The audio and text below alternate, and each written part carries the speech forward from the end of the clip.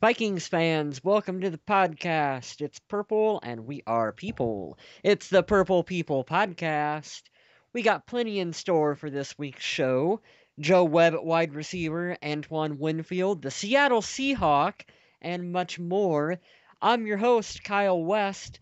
Alongside me, we've got the man who comes with three very important rules. You don't put him near bright light, you don't give him water, and you don't feed him after midnight. It's Adam Carlson. That's me. Got to be I careful. I just called I you a come with a lot of gremlin. rules. I'll take it. I'll take it. But welcome everybody to episode 46 of the Purple People podcast. Antoine the road again.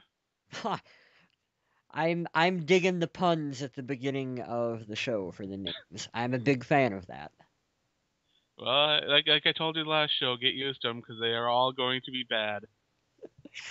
That's what makes it fun. But first, I think we have a question from social media. We do. It's our social media question of the week, and this one comes from Hunter on Facebook. And Hunter, you are on the right wavelength with this one. This is something that I wanted to talk about for this week's show, and you asked it. So you want to know is, do you see the Vikings making a trade in the first round, and if so, who is the target? All right, I will start this one off, and I will say that I don't see the Vikings trading up to get anybody. Whether it's Cordarrelle Patterson or who, I just don't see it happening. Even to go up and get Teo, I'm confident they like Teo, but I don't think they'll move up to get him.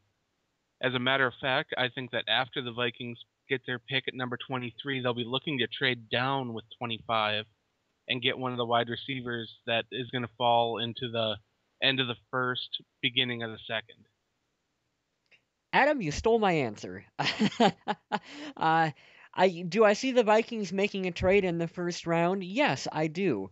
Will they be trading up? No, they won't. There is zero possibility that Rick Spielman is going to give up one of those first round picks to trade up and snag a player. I just don't think there's anyone that's worth trading up and giving up that much for. We're going to take two players with those picks for sure. If I see us doing anything, it's going to be trading back further into the draft, like you said, with that second pick, maybe even trading as far back into the early second round if there's someone that the Vikings think could fall back that far, and if they can get enough enough trade, like what they got last year, where they traded up from 3 to 4, and were still able to get their guy in Matt Khalil and got some extra, bonus picks out of it. If anything, that's what I see Sly Rick Spielman doing.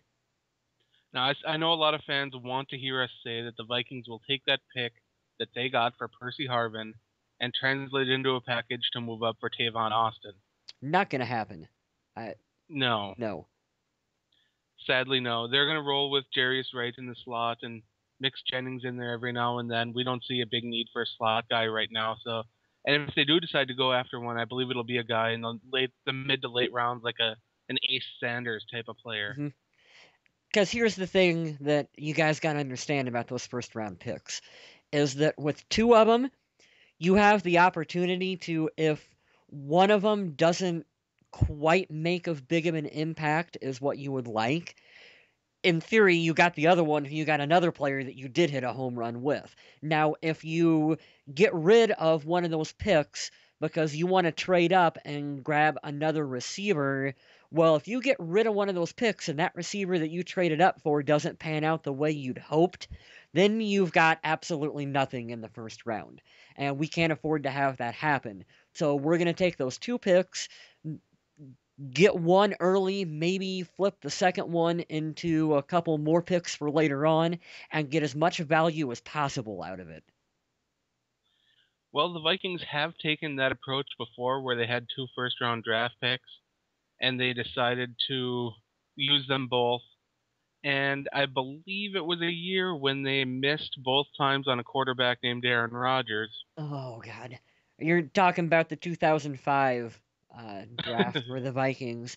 My I two am. My two favorite Vikings draft picks of all time, Troy Oh my. Williamson and Erasmus James, and you can Google search those two because I don't even want to talk about it. Yeah, there's a nice video that's called Troy Williamson Sucks if you want to check that one out. Yeah, he makes But Bernard what I'm Berrian. saying is draft picks are just like that. They're risks. You never know what you're going to get with these players. So why not spread out the chance that you're going to get a dud Mhm. and try it out with a couple players rather than risking both those picks to get one player and hope things stick, especially when they got a guy there that looks like he can do the job. Yeah. But talking about draft day trades makes me think, boy, the Vikings have a lot of players on the roster hmm that might be subjected to draft day trades. Yes, that is something else that I was wondering about, and I know some of you guys out there in Fanland were wondering the same thing as well. And that is if the Vikings want to move up or down, well, probably up into the draft, is maybe they could do a package deal with a later round pick and a player to move up and get someone and still, keep that later pick in the first round. Well, what players on the team would the Vikings potentially, want to do that with? And there's really only two names that come to my mind. I And have five. you have five? Well, I've got two. And I'm going to Actually, I'm go. going to name them off, and you tell me what you think of the possibility of trading each one. What Okay. do All you right. think? Let's do it. All right, first on my list, Jared Allen. Nope. But I wouldn't do it. Jared, he stay on the team. They'll figure out his contract later on. Not worth it. We still need him. He's still going to play at a high level. Veteran leader on the team. Plus, he just went out to dinner with Greg Jennings, and it wouldn't look very good for like the guy that helped sell Greg Jennings on the team. Oh, by the way, we traded him. Doesn't look very good for the organization. So we're going to be keeping Jared Allen. All right, Brian Robinson. We're keeping Brian too. Uh, Definitely, he's one of our starters. We can't afford to lose him, so he won't be going anyplace. But keeping those two means that this guy will probably be gone, and that's Everson Griffin. We'll burn those bridges when it comes at a later date, and we're not quite there with Everson, so I Well, think he'll be we can't traded wait too either. much longer because all three of them have their contract ending this season. Yeah, they'll. That's going to be a sticky situation, and they'll figure something out. And maybe if Jared ends up going, it's then, which I know people are going to say, well, why not get trade, value out of him now? Well, why not get production out of him now? Yeah, those three guys combined, one of them has a good chance of not being here going into this season because of the contract issues, the amount of money they're spending. hmm It's going to be a rough situation. They'll get something figured out with that though. All right, number four on my list, Toby Gerhart. Toby Gerhart was one of my two that I thought if there's someone on the team that has value that someone else may potentially covet, Toby Gerhart could be that one. I could see maybe the 49ers being interested in him because, that reunites him with his old college coach. That'd be a Yeah. natural fit. I don't know how much. 49ers, Jets, Yeah, uh, Cardinals, lots of teams would be interested in his services. yep. Now, I don't know how high of a draft pick you're going to get out of him, but I believe Toby is coming into his final year of his contract, right, Adam? He is. Yeah.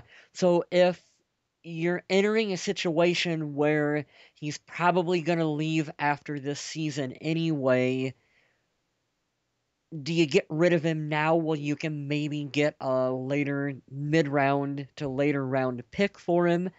It's an interesting idea. You just gotta, how comfortable are you with having someone else be behind Adrian in the depth chart?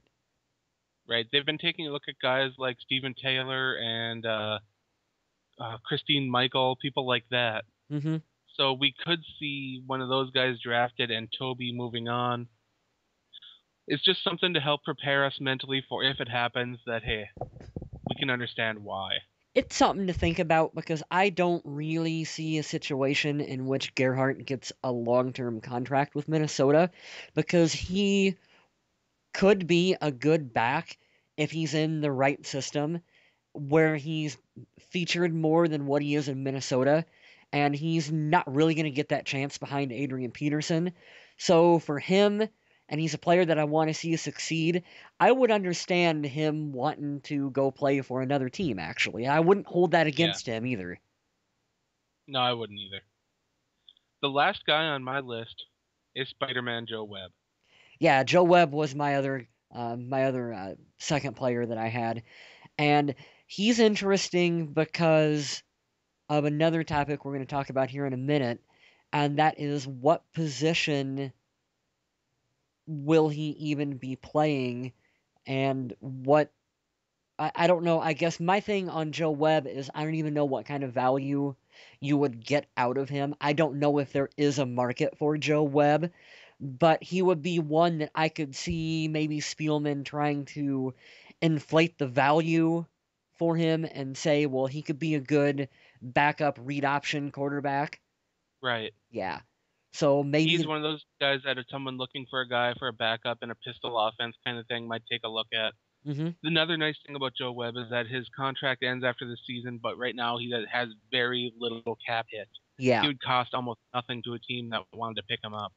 And I had did a little research earlier in the day about would there even be anyone that would be interested in, trading for him as a backup quarterback? And I came to the conclusion that the Carolina Panthers would be maybe the most natural fit for him because they got Cam Newton at number one, and then behind him they got Derek Anderson and Jimmy Clausen. And neither of those guys are going to be doing much read option play. So No. Joe Webb could come in and you could say, well, we don't really have to change the offense that much from what Cam Newton runs if he goes down and Webb has to come in. If Carolina has to rely on Derek Anderson, face it, they got to change the entire offense for him if he's going to go on the field. So maybe there's a little bit, but I doubt that they'd be willing to give up that much to bring him in. Now I'm going to put on my big meanie hat because this is me going to be a big meanie right here. Ooh, But I think that if the Vikings can get anything for Joe Webb in a trade, they have to do it. Because Webb is not going to beat out MBT for the third quarterback spot. no. It's just not going to happen. So they better put that bait out there and try to show teams that he can do everything, that he really is Superman, and try to get a fifth or a sixth round pick for him, something, hmm anything. I And it don't. seems like that's what the Vikings are trying to do mhm. now that they've announced that Coach Frazier is changing his mind a little bit and saying that they're willing to try Joe Webb at wide receiver. Yeah, they did. He didn't come right out and say we're moving Joe Webb to wide receiver, but you read between the lines a little bit, and they're planning on doing something different with him. And wide receiver is pretty much the only thing that's left for him to do. Because, like you said, Adam, we got Ponder, our number one. They spent that money Right, on Matt Castle to be the number two. McLeod right. Bethel Thompson is clearly the number three option. What's left with Webb? Like you said, you're not really paying him that much. I don't think you're going to get another team that's going to be willing to trade for him. He's in the final year of his contract, so why not at least entertain the notion of him being out there at wide receiver? If it just flat out doesn't work and he's not getting it, maybe you just cut the guy before the season even starts. Or, and this is what I think is going to happen, you try him a little bit, you don't really get much production out of him, and after the season is over with, his contract is up, and the Vikings can say, hey, we tried Joe Webb, no hard Right. feelings.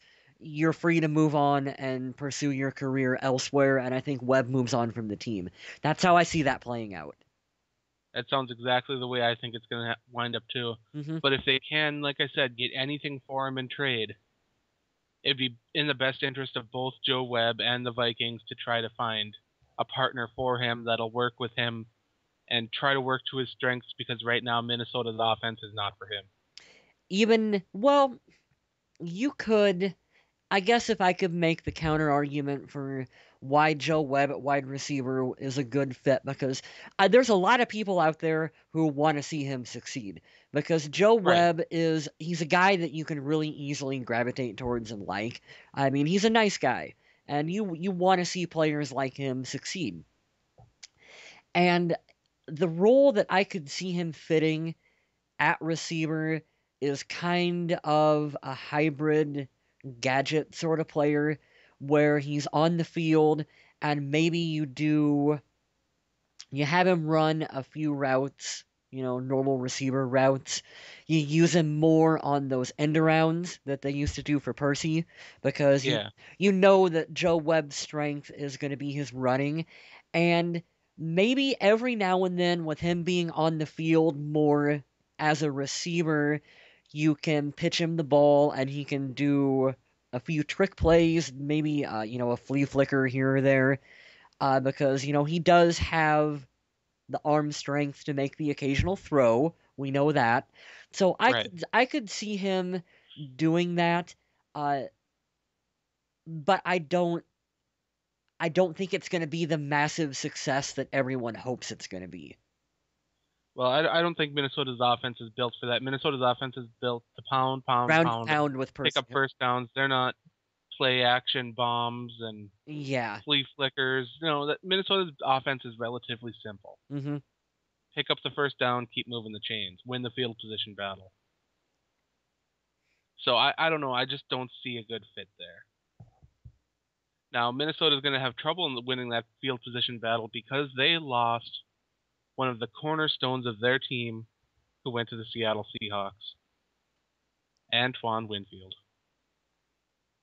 He This one signed a hurt a little one-year bit. deal for the Seahawks, $3 million. Yeah, this one hurt a little bit, didn't it, Adam?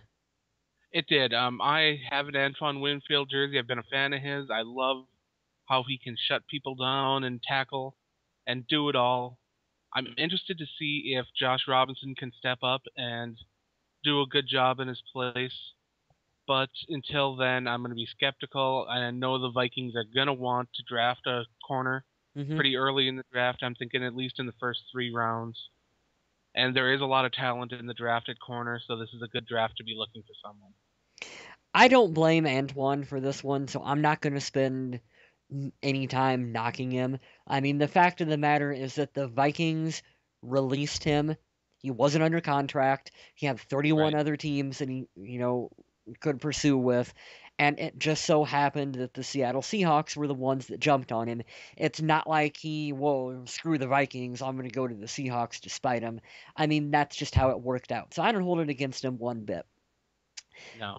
My two quick thoughts that I had on Winfield were one, I don't think this changes the Vikings draft all as much as what people would lead you to believe, because you got to remember they released him, what was it, a month ago? Right. So One day before free agency opened, I believe. yeah, so this is clearly something that they were willing to move forward with, the idea of him not being there. So to say a week or so before the draft starts that this suddenly throws a monkey wrench into what we're going to be doing in the draft and we're suddenly going to be scrambling to draft a corner, no, that's not going to happen. This was a calculated decision made on the part of Rick Spielman and the Vikings front office that they knew in releasing him that there was going to be a really good chance that he wasn't going to come back to the team. They were willing to move forward with it, so I don't think that changes whatever their plan was for the draft. I don't think it changes it really one bit. My other Well, I think the main reason that happened is because of his age. Yeah, totally. If he wasn't 36 years old, Hmm. he probably wouldn't have been released. They probably would have worked harder to cut some sort of deal down. But because he was at the tail end of his career, possibly only has 1, 2 years left, Hmm. I think that's a great reason why Minnesota has decided to move on and try to get younger. They've got a lot of young guys in the secondary right now, and I think that that's what they want is they want to grow and develop this team together. I'm going to miss Antoine's leadership. I really will. He's one of those guys on the team that I loved for that reason, but the game has to go on. Hmm. And then I'm going to say one sentence here, Adam, and I want your thoughts. Just gonna true or false if you think this is going to happen or not. I am pretty confident that when we play the Seahawks, Antoine Winfield is going to pick off Christian Ponder. I'm not sure. It's going to be he's going to have an opportunity to, I think, because I think that the Vikings won't be improving on their guard play, and the Seahawks can get a push up the middle. So it's going to be crazy, but I don't know. We'll have to wait and see. We'll have to wait and see. I think it's going to happen. Antoine, even the wise old veteran, and with him knowing Ponder's tendencies, like he'll make a smart read on a play and he'll jump out of nowhere and get the ball. But the Vikings did sign a corner this week. Darrell They, Revis. I'm no, I'm no, no. kidding. They finally got AJ Jefferson's original tender signed. The contract is worth 1.32 million, which is a pretty reasonable deal for a corner that's going to be playing occasional downs. Is the nice thing about this contract is it only counts for an additional about 800,000 against the salary cap, so it's really a minimal effect. And I actually really still do like AJ Jefferson. I know that he did get burnt a lot last year, but as we've talked about in the past, I think I really do believe that it was wrong place, wrong time for him, and he just got stuck in unbelievable throws and crazy spots where he really couldn't have done much else. Yeah, we've talked about that before, and I Yeah, definitely agree with that statement.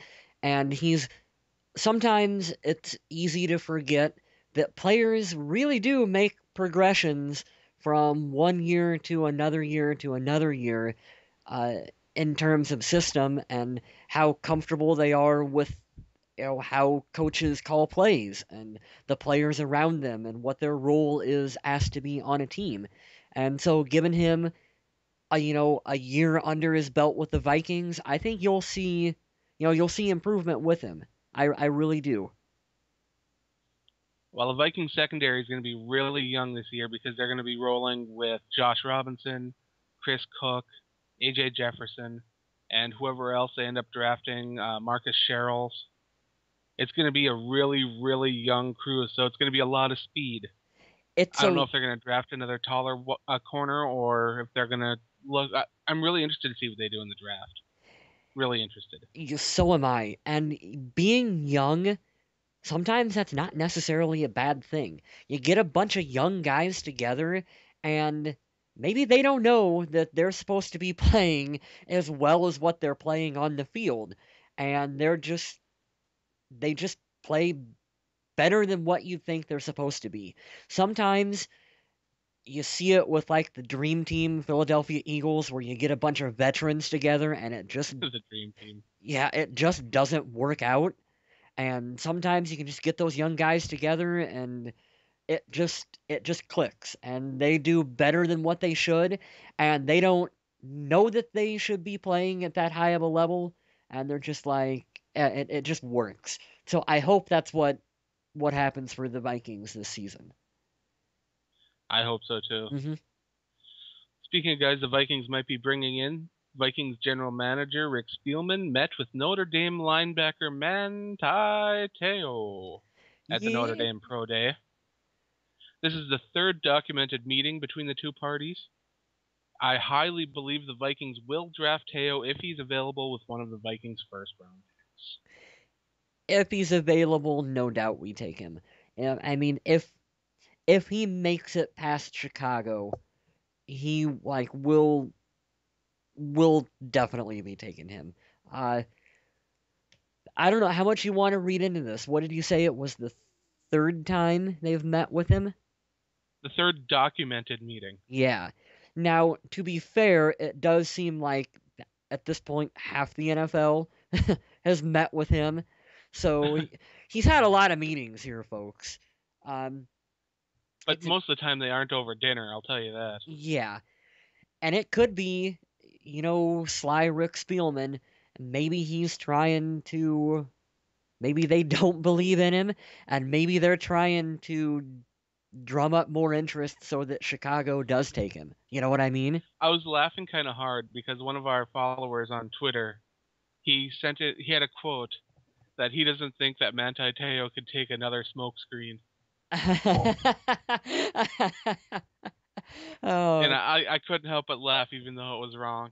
it's pretty funny though. I like that too. I must have missed that one.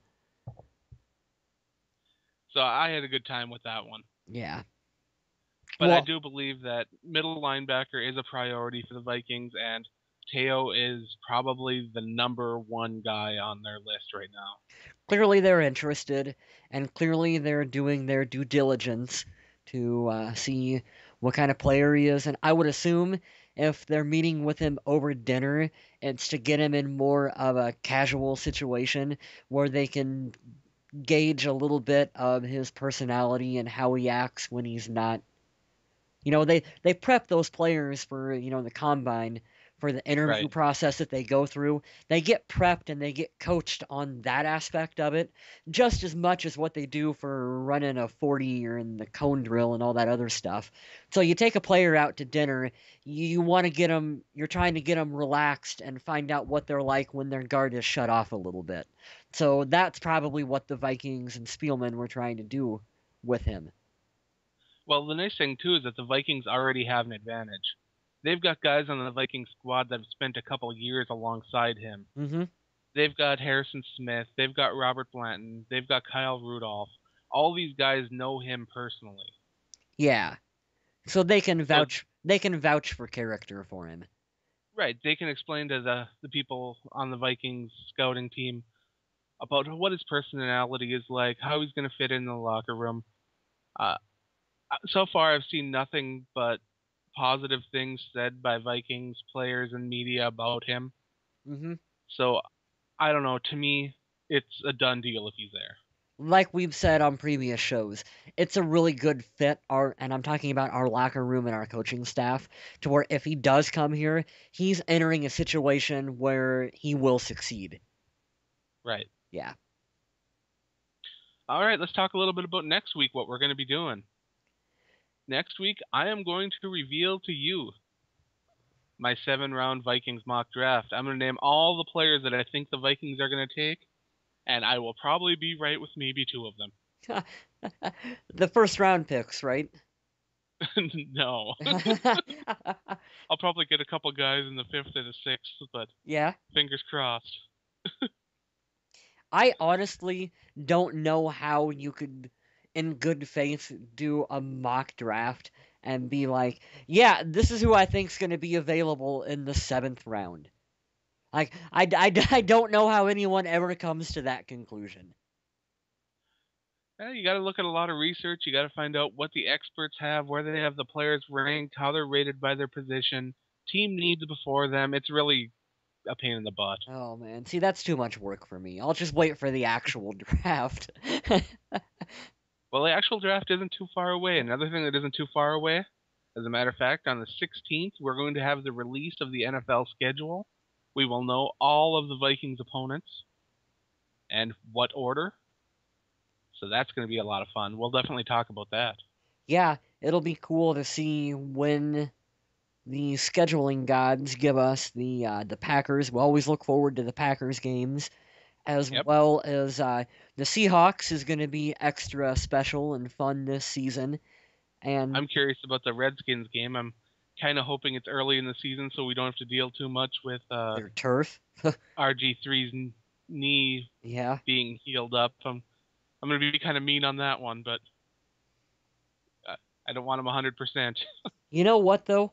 I think, and this literally has nothing to do with anything we've talked about thus far, but the read option, I think NFL defenses will have caught up quite a bit to the read option.